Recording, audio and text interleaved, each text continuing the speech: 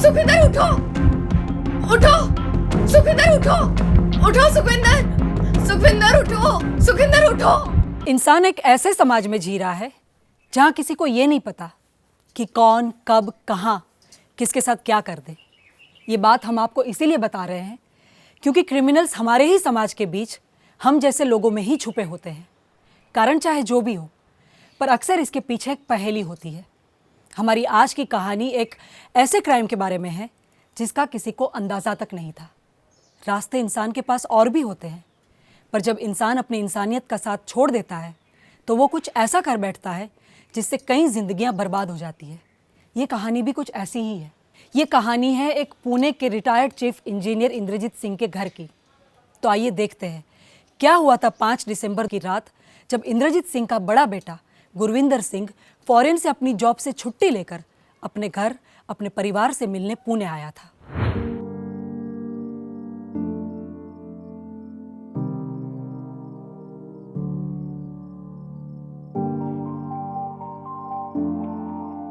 बाऊजी और बीजी ने खाना खा लिया? हाँ, बाऊजी और बीजी जल्दी खाना खा लेते हैं और बीजी की तबीयत खराब है इसलिए वो लोग जल्दी सोने चले गए।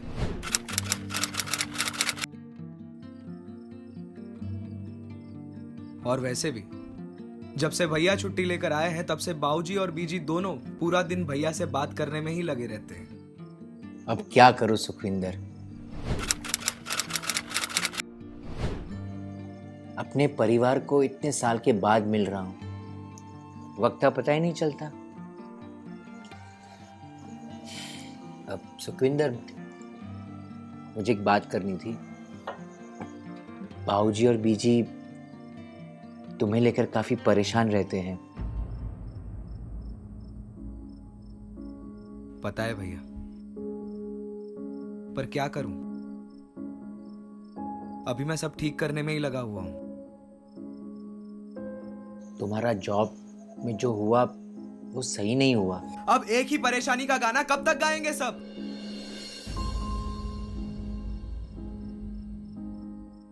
देखिए भैया, मैं जानता हूं गलती हुई थी मुझसे, पर मैंने वापस दुबई जाकर सेटल होने का सोचा है। अब सारी प्रॉब्लम सॉल्व हो जाएंगी।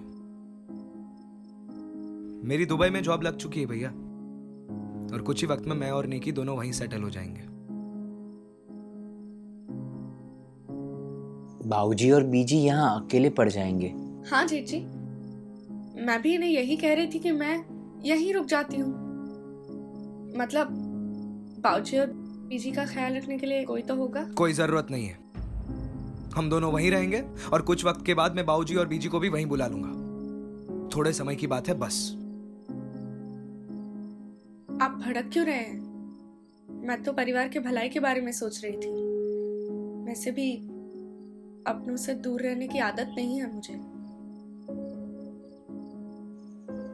नेकी, सुखविंदर जो कह रहा है वो कुछ सोच समझ कर कह रहा होगा ना। खैर, इसकी चर्चा तो होती रहेगी।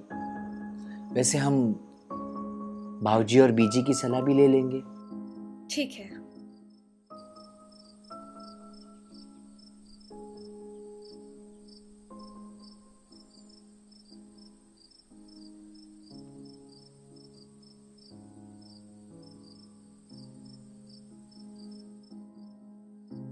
अच्छा, अब सबका खाना हो गया है तो बाहर टहलने जाते हैं। आपका गुस्सा भी शांत हो जाएगा और खाना भी पच जाएगा। ठीक है। अरे भैया, आप भी चलिए ना, यहाँ टहलने का मजा अलग है। ठीक है, आप लोग जाओ, मैं पीछे से आता हूँ। ठीक है।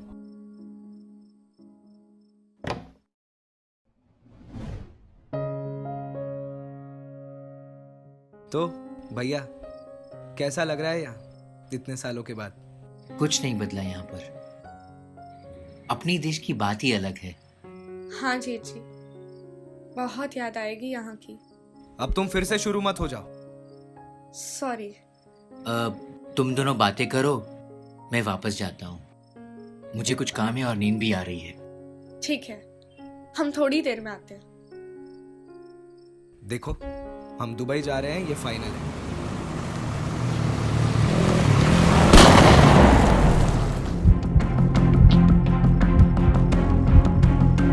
सुखविंदर! सुखविंदर! सुखविंदर! सुखविंदर उठो! उठो! सुखविंदर उठो! उठो सुखविंदर! सुखविंदर उठो! सुखविंदर उठो!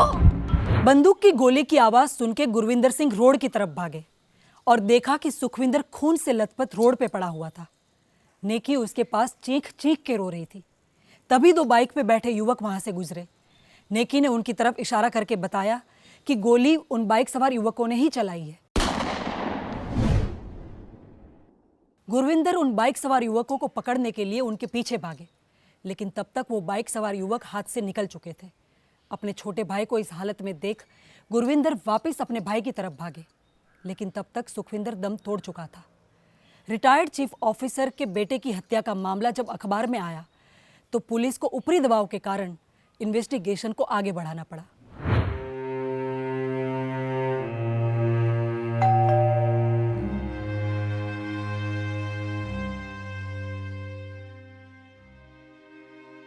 आप?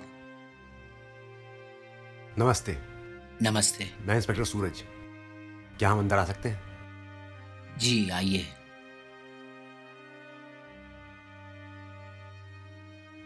बैठिए। जी। माफ कीजिएगा, ऐसे समय में आपके घर आना पड़ रहा है, पर क्या है ना, हमारा काम ही कुछ ऐसा है। सुखविंदर की हत्या के मामले में आपसे कुछ पूछताछ करनी थी।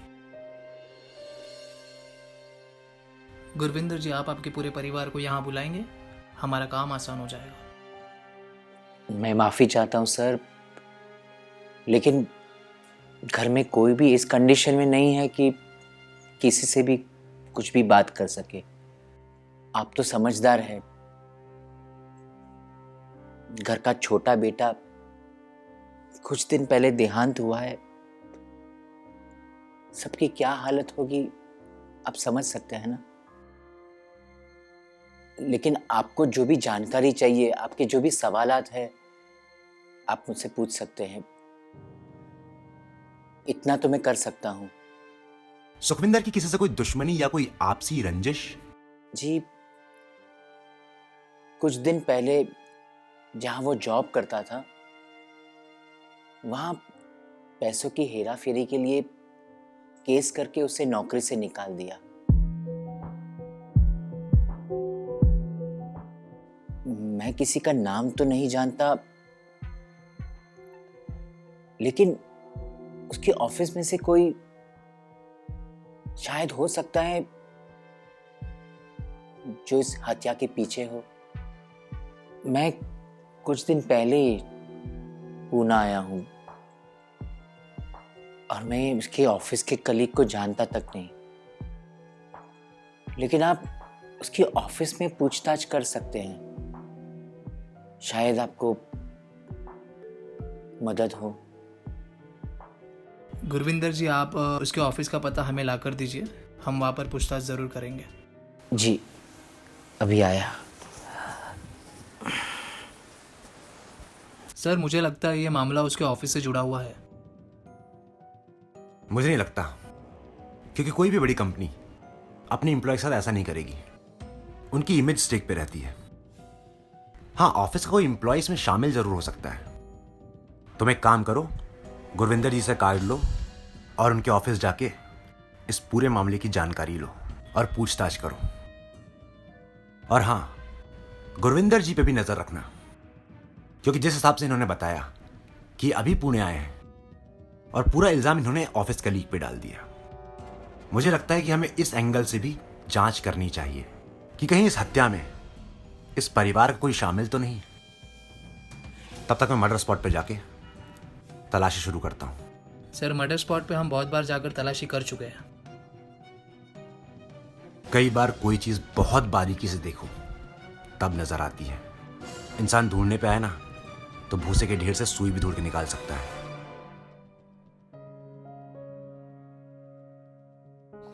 लीजिए।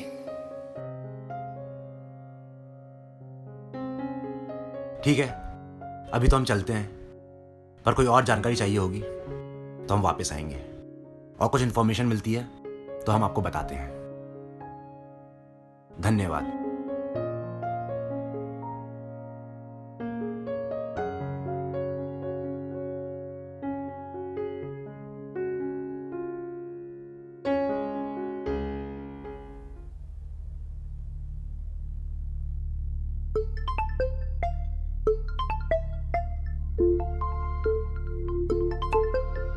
अब इसको क्या हो गया? पुलिस की नौकरी में एक दिन भी इंसान चैन से जी नहीं सकता। हेलो, मैं आज छुट्टी पे हूं, कल थाने आके बात करता हूं, ठीक है? सर मुझे एक इम्पॉर्टेंट लीड मिली है। आपने जो कॉल डिटेल्स मंगवाए थे सुखविंदर सिंह की फैमिली के, वो आ चुके हैं, और मुझे लगता है आपको सर एक बार प्लीज़ देख लेना चाहिए। It's very urgent sir. अच्छा ठीक है, मैं थोड़ी देर में पहुंचता हूं।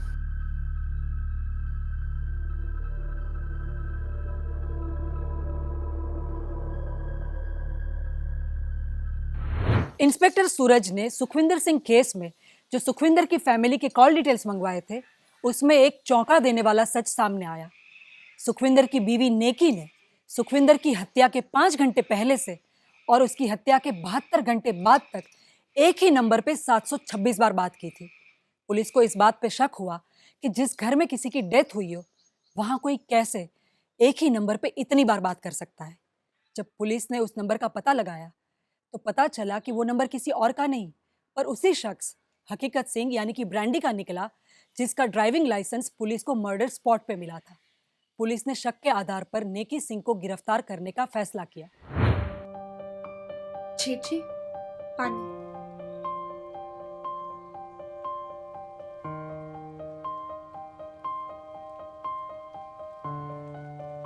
भाऊजी और बीजी ने कुछ खाया? नहीं, उल्टा खाना पीना कम कर दिया है। मुझे तो बड़ी चिंता हो रही है। मैंने भी समझाने की बहुत कोशिश की, पर क्या बोलूं? सुखविंदर को तो खो दिया मैंने। कहीं भाऊजी और बीजी उनकी तबीयत न बिगड़ जाए। शुभ शुभ बोलिए जेठ जी, ऐसा कुछ नहीं होगा। तुम बहादुर हो, खुद के साथ साथ पूरे परिवार को संभाल के रखा है। मैं देखती हूँ।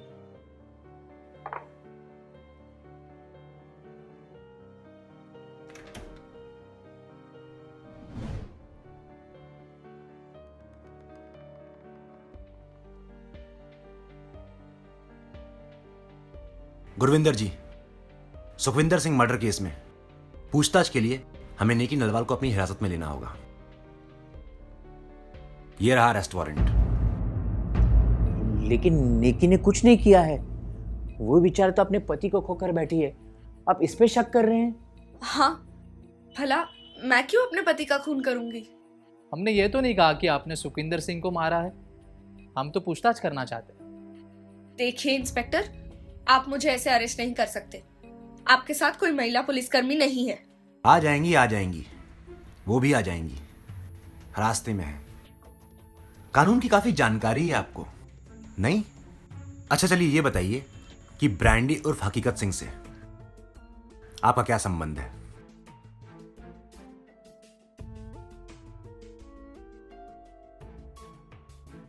ये ब्रांडी का इस केस के साथ क्या लेना देना है? ब्रांडी का ड्राइविंग लाइसेंस हमें मर्डर स्पॉट पे मिला, और मर्डर के पहले और 3 दिन बाद 726 बार लगातार नेकी जी और ब्रांडी फोन पर बात कर रहे थे। पर इससे ये तो साबित नहीं होता कि मैंने मर्डर किया है। नहीं, इससे कुछ भी साबित नहीं होता है। पर आपको कुछ रिश्तेदारों से और बहुत सी जगह से कुछ जानकारी हासिल की है, तो हमें बहुत सारी चीजें पता चली, और कुछ जानकारी के लिए हमें आपसे भी पूछताछ करनी है। लेकिन नेकी वहां मेरे सामने थी, और 2 बाइक सवार ने गोली मार के भागे भी थे। आपने गोली चलते हुए अपनी आंखों से देखा था? नहीं, मैंने सुना था, और जब मैं वहां पहुंचा तो मैंने देखा सुखविंदर खून से लथपथ गिरा था,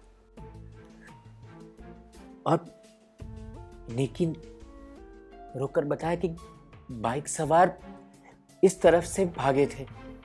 इशारा किया था मुझे वो। आंखों देखी चीज पे यकीन करना सीखिए गुरविंदर जी। कई बार देखी और दिखाई चीजें झूठ भी हो सकती है।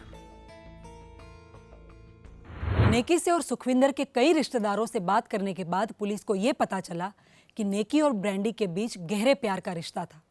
सुखविंदर को जिसके बारे में पता भी था, लेकिन ये रिश्ता ना टूटे इसीलिए नेकी के और सुखविंदर के परिवार ने ब्रांडी और नेकी को समझा के अलग कर दिया था। लेकिन सुखविंदर की दुबई जाने वाली बात से दोनों खुश नहीं थे, इसीलिए दोनों ने मिलकर सुखविंदर को अपने प्यार के रास्ते से हटा दिया। जब पुलिस ने ब्रांडी को हिरासत में लिया और उससे पूछा कि उसे हत्या को अंजाम देने के लिए बंदूक कहां से मिली, तब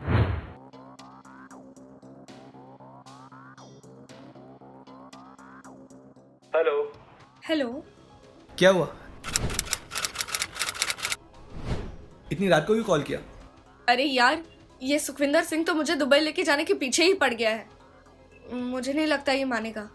तू कहीं नहीं जा रही है। तुझसे मैं कॉलेज के दिनों से प्यार करता हूँ और मैं तुझसे दूर नहीं रह सकता। रह तो मैं भी नहीं सकती, पर क्या करूं? जब से सुखविंदर सिंह और सबको हमारे प्यार के बारे में पता चला है, मुझे ही पता है मैंने ये रिश्ता कैसे कैसे संभाला है। अब तो लग रहा है डिवोर्स ही दे देती हूँ। तू पागल है क्या? हाँ? तू सुखविंदर के प्रॉपर्टी के बारे में सोच। और तुझे डिवोर्स लेके क्या मिलेगा? वो तुझे खर्चा पानी देगा और कुछ नहीं मिलेगा। समझ रही है तू? और तुझे पता है ना कि मेरी फाइनेंशियल कंडीशन खराब है और सिर्फ प्यार से नहीं चलती दुनिया। तो तू ही कुछ कर यार ब्रांडी, मैं दुबई नहीं जाऊंगी।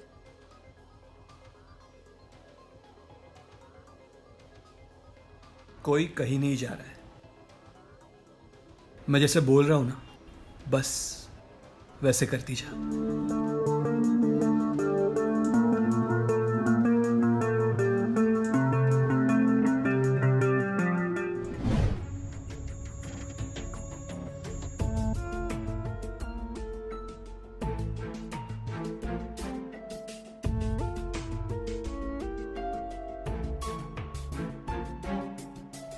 फोन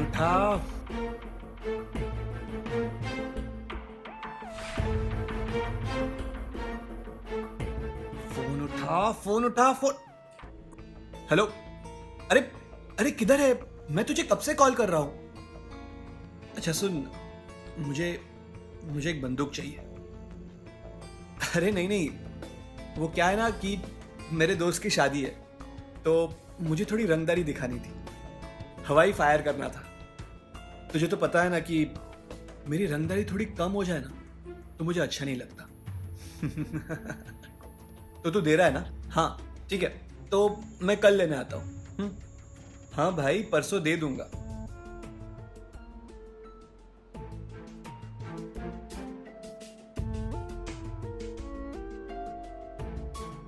मेरी नेकी को मुझसे दूर करना चाहता था ना। अब देख मैं क्या करता हूं सुखविंदर सिंह। मेरी नेकी तेरे साथ इसी वजह से क्योंकि तेरे पास प्रॉपर्टी है, पर मेरा प्यार मुझसे दूर नहीं जा सकता। एक बार तू दुनिया से आउट हो गया ना, उसके बाद मैं और नेकी तेरे प्रॉपर्टी पे ऐश करेंगे।